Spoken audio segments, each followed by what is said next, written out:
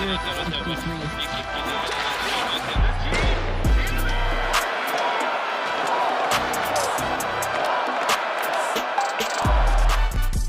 there, and welcome to this week's episode of the Gazette's Hockey Inside Out Show. I'm Stu Cowan of the Gazette, and I'm joined this week by former Canadiens defenseman, assistant coach, and 1986 Stanley Cup champ Rick Green, and my Gazette colleague and What the Puck columnist, Brendan Kelly. Well, guys, it's probably too early to call it a must-win game, but the Canadiens' 3-2 overtime win over the Boston Bruins Tuesday night at the Bell Center was a huge one, with Cole Caufield scoring his 40th goal of the season in OT. Rick, what impressed you most about the way the Canadiens were able to earn those 2 points? The way that Dobish, stood on his head on occasion to, allow them a chance to stay in the game. I mean, we've talked about the importance of goaltending and timely saves, and Dobish seemed to find a way because they did have some breakdowns that could have made the difference, and he was able to stand tall and make that big save. And the guy is the real deal right now, and he's obviously on a mission. But, the players were sensing the pressure, as you could see the time winding down regular time, that they were a little bit tight. Nobody wanted to make a mistake. And classic playoff type hockey, tight, a game of errors, a game of bounces, a game of saves, and very entertaining. And of course, to see a guy like Caufield do what he does along with that whole line, it's just a joy to watch. Well, Brendan, Marty St. Louis has called Dobish a battler, and that's what he is. He's not the most technically sound goalie. I love the way he comes out and challenges shooters. Made a big save in overtime there in a breakaway before Caufield went and got his 40th goal. Hard to believe it's been 32 years since a Canadiens player scored 40 goals. Marty St. Louis in his news conference after the game joked that he was 18 when Vincent Damphousse scored 40 goals back in 1993-94. Just what did you like last night, and why did it take so long to get a 40 goal score? Oh my God. I mean, and that's so crazy, to think about that you got to go back more than 30 years to get a 40 goal scorer. I mean, any other team, you would just fall upon a 40 goal scorer by accident, and you can't get that for 30 years. I was sitting with my son Keane and his friend Ben at Maison Publique McLean's watching the game, jam-packed, St. Patrick's Day, people going crazy. And his friend says they're 25, and he says, first 40-goal scorer from the Habs in my lifetime. And people writing me to say, hey, I'm 30, I've got 2 kids, and I've never seen a 40-goal scorer. So incredibly exciting. Rick's totally right. You're right. Dobish. This guy is, yes, technically all over the map, but he gets it done. He's gotten it done all season. He was amazing. But what more can you say about Lane Hutson? I mean, he was the guy that drove everything in that winning goal in overtime. But the whole team, I think that's what impressed me. It really was close to a must-win game. If they had lost that game and Boston goes ahead, anything could happen. Everyone stepped up. Guys like Josh Anderson, not known as a big goal scorer. Whoa, did he get a great goal? And it was just the whole team. I think everyone put their best game out there. I don't think you could point to a player who didn't have a great game last night. They all understood they had to win this game. Well, Lane Hutson in OT, he was on the ice for the first 2.5 minutes of overtime. He couldn't get off. The kid never seems to run out of gas. It's amazing. I mean, he made a huge play before he went to the bench just to get the puck back for them, though. But, Rick, I know you coached the Canadiens. You played defense for the Canadiens. You coached the Canadiens' defense for years. Still some disturbing defensive breakdowns. The Bruins' second goal last night, Kapanen has his man coming in. They're playing that man-on-man defense. And then he sort of lets him go, and Lane Hutson doesn't pick him up. And then we saw it, the winning goal against Anaheim when we had Goalie and Hutson both in the corner. Both had their man on man. Hutson falls down. I know you're not a big fan of that system, I don't believe. Well, they've tried it. They have had success. But, recently I think that it's really being exposed as far as guys missing their job, so to speak, and letting guys go. And I have a real problem with them not protecting more the slot and the front of the net. And I find that their mindset is they want to be so aggressive with this man-on-man, so they don't really care other than identify my guy. I'm going to go to him and stand beside him. And I don't know how many times I've seen the defense even though there's no threat from the opposition, going out to the blue line and standing there beside him and hoping that the forward or whoever is, going to be down low is going to be responsible for taking care of the front of the net or, slot area. And they've been exposed on this on a number of times. This is an area that I have a hard time watching because they have to start to realize when to be aggressive and when to be a little more passive and not get themselves on the wrong side of the situation in the defensive zone where you're giving the opposition really good chances to score. Because this is going to come down in the playoffs. This is going to hurt them, and they have to eliminate those type of breakdowns. And again, I use the old statement, listen, if you're not sure, just go to the area where you think is going to be a threat, and that's 99% of the times it's in front of the net. And 99% of the time, you're going to be right by being there. Well, I know Chris Nyland, who couldn't be with us this week, but he's spoken many times on the show, Rick, about he doesn't like man-on-man defense because he finds it can sort of be selfish. Like, I got my guy, and then somebody, is it too late in the season now to start tinkering with the system? I don't think so. They can modify it a little bit. And when I say that, I think that it's easy for them to make a couple adjustments for them to realize when you're not sure, you don't need to attack into the corner. Play a little more passive, play in an area where you protect the critical areas, which is, like I said, around the net. So put a little more discipline in your aggression on, attack when it's not right to attack. So I think that they can fine tune that to the point where they can understand, okay, we are going to be aggressive, but when I'm not sure, I'm going to back off a little bit. I'm going to protect the critical areas of the ice.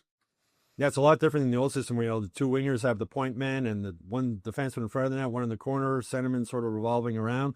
Brendan, Marty switched up his defense pairings for the game against Boston.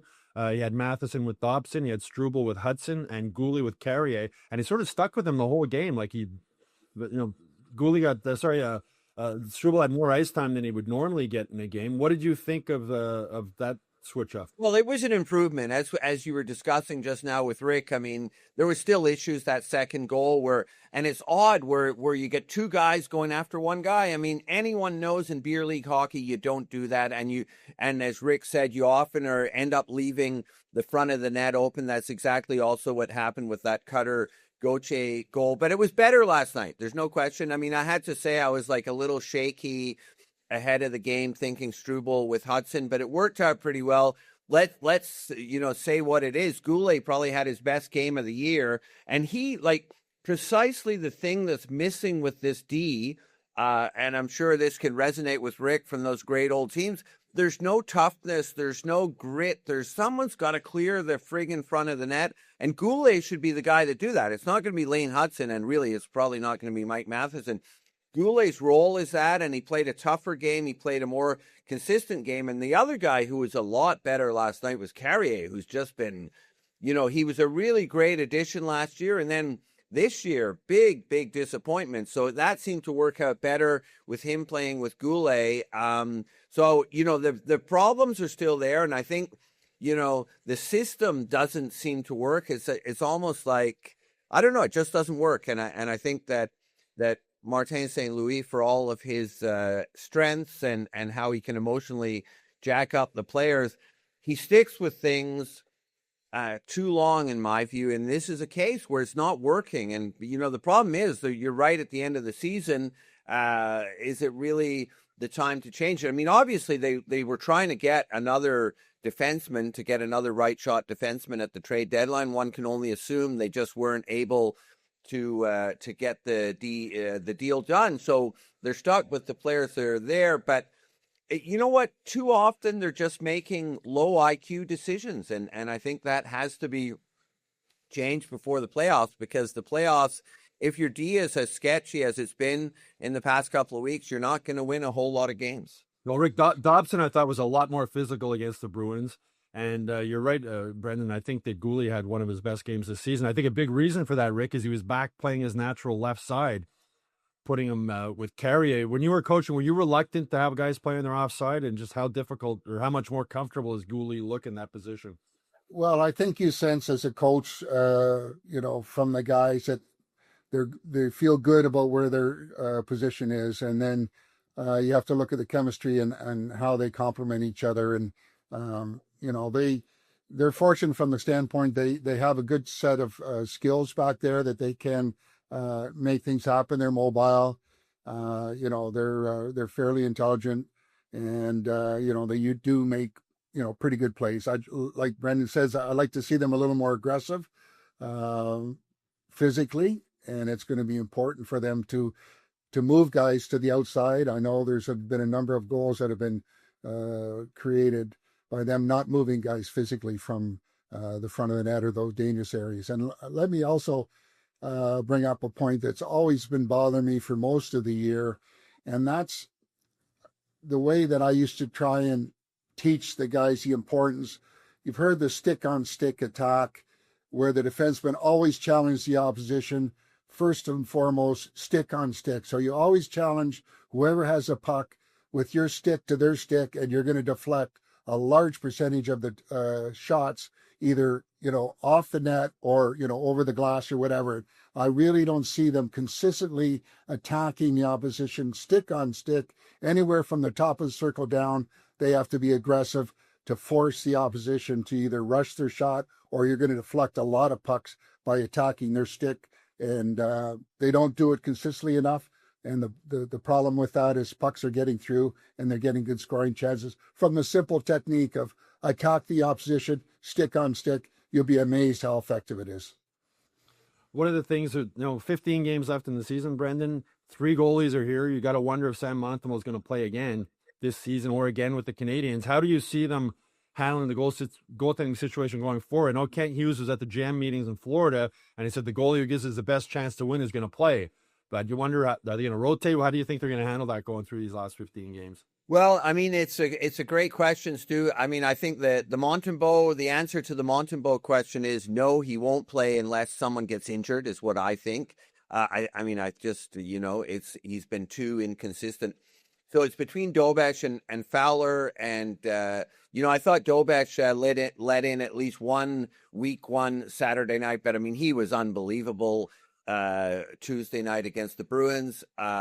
Fowler's looked really good, but so the question is right now, if Dobeš was that good against the Bruins, do you just go back to him Thursday night against Detroit or rotate? What I think they'll probably do, I mean, and that I think would be the best idea, is take another few games, like 4 or 5 games, play them in a rotation, and then see. Because I feel you've really got to pick a goalie. And I'm kind of thinking, just because of the experience, is Dobeš, and he's the guy that you're going to ride into the playoffs and then get him ready, because you're not going with the rotation in the playoffs. But let's be honest. I mean, I love Dobeš. I've loved him from the moment he got here, and I'm super upbeat about Fowler. But they're not in a position of strength in terms of goaltending. I mean, one goalie's a rookie. The other guy, Fowler, is not even a rookie. They played barely any games. So this is going to be a tough thing. But I think, you know what? Dobeš, like we said earlier, he wins the games. His win-loss record is really good for a rookie goalie. And, it doesn't look great. He does let in some poor goals, but he is probably the guy that gives you the best chance to win. But I think you wait a week and see, and then you got to make your choice. Well, Rick, with Frankie Corrado of TSN pointed out an interesting stat last night on Twitter, or X, I should say. When the Canadiens goalie has a .900 save percentage in a game, they have a 27-0-3 record. And, Sam Montembeault, the previous 3 seasons, he was 901, 902, 903. They don't need Carey Price goaltending right now, right? They just need a .900 save percentage. And do you think the players maybe have lost confidence in Montembeault when he's in the net, that they're sort of thinking to themselves, I don't know here? I think it's really important for the team to feel and sense that confidence coming from your goaltender. And you play a little bit differently, I think, knowing very well that you're going to get that save when you need it. And, Dobeš is good at that. And who would have thought that, the start of the season, Monty would be now a depth, goaltender, if you will, within the organization. But they have no time to waste here. They have to really go with the hot hand. They only have one more back-to-back set of games at the end of the month, and then it's every other night. So they can go, and they have the luxury of going with two of the young guys that seem to want to get the job done and are getting the job done. So you got to go with that, and you never know what it'll bring you, other than we've seen a lot of very, very good positive results in the overall game, and the performance of the team in front of them is critical, and the sense of knowing that you're going to get the job done with a big save there in the net gives them a chance to weather the storm and do their thing offensively. Brendan, I know you wrote a column recently. I know last night was Brendan Gallagher's 900th career NHL game. He received a really nice ovation from the Bell Center fans. Chants of Galley, Galley, Galley. Cole Caufield said he was chanting Galley, Galley on the bench himself. You wrote that a while ago Marty St. Louis should sit him out. He did Saturday against San Jose. Were you surprised that he did it? I was surprised, actually, because again, like with Marty, like he backs the veterans, right? I mean, he did that with Montembeault, and we all know how much Brendan Gallagher means to the team. So, and you know what? Because I think if you look at what happened this year, it's a real step down for Gallagher. Kind of natural. He's been around so long. He's beaten up. He's a small player. But you know what? I have to say, and I mean, look, I think sometimes things happen, and in sports, you say something and then it happens and you change your view. And I think that they were a diminished team without Brendan Gallagher. I mean, I remember, you saw that quote from the comments from Josh Anderson on Saturday night. The guy was practically crying talking about Galley and his importance and how he bled for the logo. And last night, they gave the Wolf's Head, or whatever the heck it is they do in the dressing room, they gave it to Gallagher, not to Cole Caufield for his 40th goal, because this guy means so much.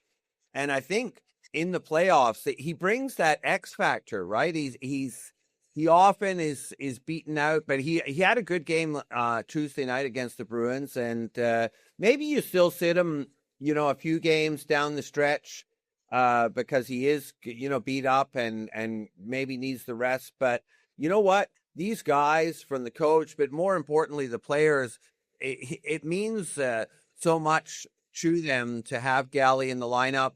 And I think, like, that's the kind of thing the team is missing, right? Is they've got the scoring touch, no problem. They've got 4, 5, 6 guys who can do that. But it's that kind of player. It's that, him and Josh Anderson. In fact, that line with him and Anderson and Danault, that's going to be a key line in the playoffs. So, you know what? I'm kind of going back and saying maybe I was wrong. That's exactly what Mike Matheson told me the other day. He said that line, you need those lines, those sort of energy lines in the playoffs. And, Marty St. Louis said at the time when he made the decision, Rick, it was harder on him than it probably was on Gallagher. Speaking with Gallagher the next day, I think that's debatable. Brendan was... he's a pro. I mean, he was obviously upset he was taking a lot, but he is the heart and soul of this team, Rick. And, you've been a player, you've been a coach. How difficult is that decision with the coaching staff? Because I'm sure Marty consulted with the coaching staff and management to decide you're going to sit this guy out. Yeah, I mean, look, he's been around that long for a reason. His heart is in the right place, and he wants to play each and every game. And, he's a huge part of the hockey club. But I think that to see a rested Brendan Gallagher, I saw him coming out with a lot more energy against Boston. Probably a combination of things that motivate him, but I think the bottom line here is the way he plays.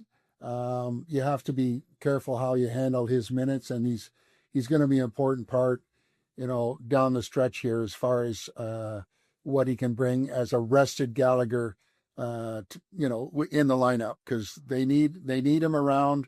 Even if he plays, limited number of minutes, he's a character guy that shows great leadership. And I think that pulling him out of the game was a question of let's let him recharge the batteries a little bit, because everybody knew when he was going to get back in the lineup what he was going to bring, and he did exactly that. Yeah, and that line, as you said, with Danault and Anderson, I mean, Marty trusts them defensively. You were talking earlier about veterans. I think every coach trust veterans, right? That it's just the natural way that they go, just because of the way these guys play and the experience they have. One guy, Brendan, who's not really a veteran, Kirby Dach, he's missed more than half of the games the Canadiens have played since he joined the team. Injured yet again, upper body injury from that big hit against Anaheim. Speculating, he looked like he had his bell rung. At least it's not his knee again. But going forward, what do they do? He's a restricted free agent in the offseason. If they to make him a qualifying offer, you're looking at close to $4 million. Do they make him a lowball offer? Do they try and move him, or do they just move on? What do they do at this point? Well, you know what? When he got hit, and honestly, it was not a dirty hit, and Anderson went after the VL. It was not a dirty hit. It was a perfectly okay hit, and anyone else would just bounce back from that hit. I mean, and who knows what it is about Kirby Dach, but he injures really easily. It just keeps happening. He has not played. He's 7 seasons in. He has still not played a full season. He played once, I think, 70 games with Chicago, but mostly he's missed almost half the season, sometimes almost an entire season. So the injury thing, look, it's unfortunate, and it isn't his fault, but, as a manager, you got to say, this is not what we bought into. But I think even beyond that, we're set. Like, the thing about sports is it's not like seeing a film and saying, hey, it's good or bad. The record's there on the field or on the ice. 7 seasons in, Chicago gave up on him because he wasn't the player they expected, picked at number 3. This was a big trade for Montreal, and he has not lived up to the hype. It just hasn't. And yes, he's been good, and he was good. I mean, that's the tough part, is he was playing much better just before he got hurt. But I say you got to move on. I mean, simply move on, because that's $4 million. And you know what? You're set to go into your contention window one way or the other in the next year or two. You've got the star guys. It's the supporting players you need, and he's not fulfilling that role in a consistent basis. So I say you just move on. No, I agree. I mean, he's unlucky, obviously, with some of those injuries, Rick. I mean, but when he came back from his fractured foot, they played him on the number 1 line with Suzuki and Caufield for 4 or 5 games there, and we're hoping that he would take that spot and allow Slafkovsky to stay down on the second line, and he just didn't grab it, right? And then he gets hurt, and I don't know, what do you do, Rick? Do you just move on from him? Well, it's a tough decision, but it's becoming a little more clear as we see what's happening to this guy, and a guy that's, every time you see him go down, you're going, oh no. He's out. He's gone for a while, and I don't understand when you're in traffic or you're playing the game that you play, to not be aware and get yourself ready that somebody's going to come and hit you. Somebody will play you physically, and not ready for that. And I see it over and over with him. He's not ready for it, and he ends up getting hit hard and ultimately hurting himself. So I don't, moving forward with a guy like that, I have a big concern with trying to tie him up with the money that it would take. I think that his time is up, unfortunately, and they have to move on. Yeah, 4 years is a pretty big window to look at, and it hasn't looked really good for Kirby Dach. Anyway, that's it for this week's Hockey Inside Out show. Brendan, thanks for filling in for Knuckles Nyland this week. We'll have 3 more bonus episodes coming up over the next few days, so you can look for those.